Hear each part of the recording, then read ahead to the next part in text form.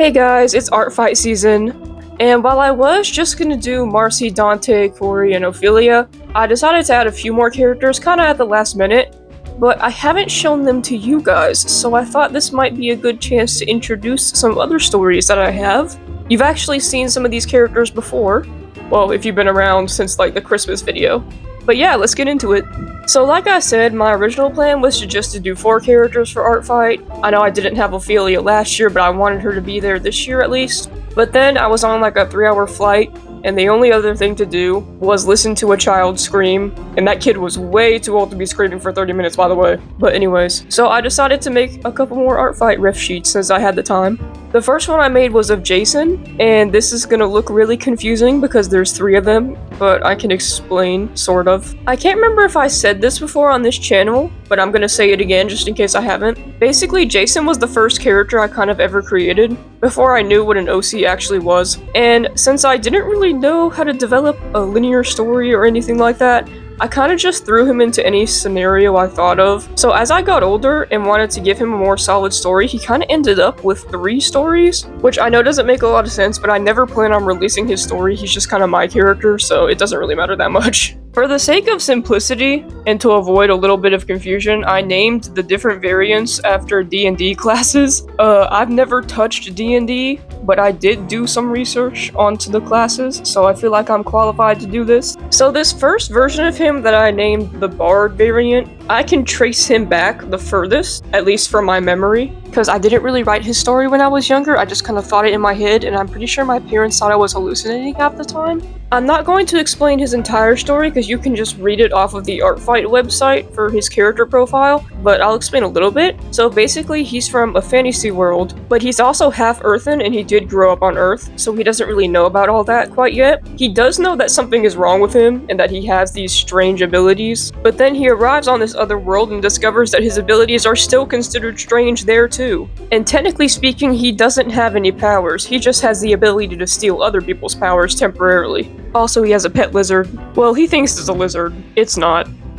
The next character I labeled Paladin. His story actually takes place on Earth, I guess, but it's like different. People have powers in this universe. And it's not really Earth because he lives in a city that doesn't actually exist. I guess it's kind of like the DC universe. Yeah, this is kind of like a superhero story. So this is what I meant when I said there are 3 drastically different versions of the story. Again, I'm just gonna give a short summary of what I wrote. Basically, in this universe, just like the other universe, honestly, he's related to a group of very famous people. Famous, powerful people. But they're not famous for a very good reason. And these people are like basically untouchable, and everyone in the city can't stand them because they're terrorizing them. Well, they're terrorizing multiple cities, but one of them lives in their city. But since they're so untouchable, everybody's wrath kind of falls on him because he's the person they can see and they know that he's related to them. Little do they know that he hates them just as much as they do, and he actually fights against them, but no one really knows who he is, not even the rest of the team. The last version of him actually lives between different worlds on a place that connects all the other worlds, which is not something people usually do. But basically there's this guy, and I can't say who he is because he exists in the other stories, and that would be a massive spoiler, and I know I said I'm not releasing the story, but I still don't want to say it.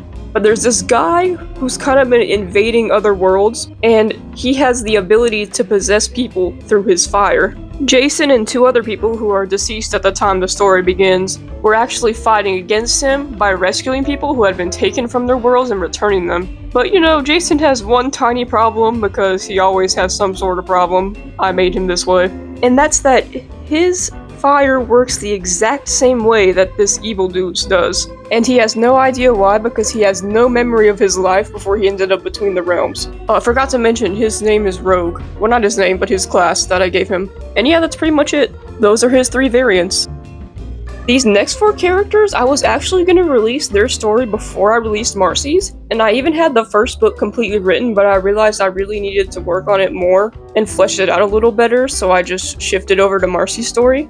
The main character, or one of the 2 main characters, I haven't really decided if I want his brother to be a main character, but his name is Cassian Callahan. because I like it when people's first names have the same letter as their last names. And he is a 15-year-old British boy who also gets transported into another world. I probably should have clarified this, but because Jason's story had like so many variations, other stories have actually come from his. So if this one sounds similar to his story, it's because it probably originated from his. Although he and his brother get transported there a little differently, they go through a tower that requires keystones in order to work. Now, the keystones are already in the tower on the Earth side, but they're not in the tower on the other world side, so they run into a bit of a problem when trying to get home. They weren't even supposed to be at the tower. The entire reason they were there is because they got angry at their parents, because they were all too eager to be selling their deceased brother's stuff. So Callum, being pretty quick to anger, steals his dad's car keys and drives them into the countryside. Just to get away from them, honestly. But the car runs out of gas because he didn't think to check how much petrol it had in it, which means they get stuck. And as they're walking to a town to find a gas station, or whatever they're called over there, petrol station, but as they're walking they get caught in a rainstorm and they take shelter in that abandoned tower.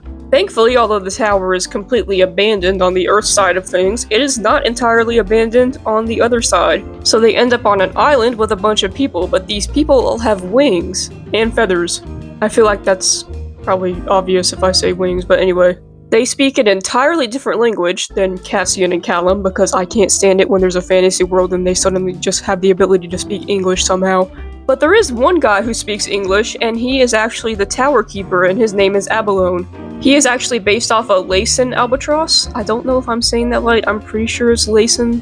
He can speak English because it's his job to take care of that tower and anyone who comes through it. But no one's come through that tower for like 100 years, so the island basically just sends him like $50 every month to take care of it. And normally what happens is when people come through the tower, the government will give the tower keeper some money, and he will go around with those people and collect all the keystones and send them back. But because it's been 100 years, that fund was abolished, and so it no longer exists. And Abalone, I say, he gets like $50 a month for keeping the tower, but he's also a mailman. Neither of those things are very high-paying jobs. So Cassian and Callum have found themselves stuck on a strange island, a place where they don't speak the language, where only one dude speaks English, and he's speaking it like he's 1,000 years old.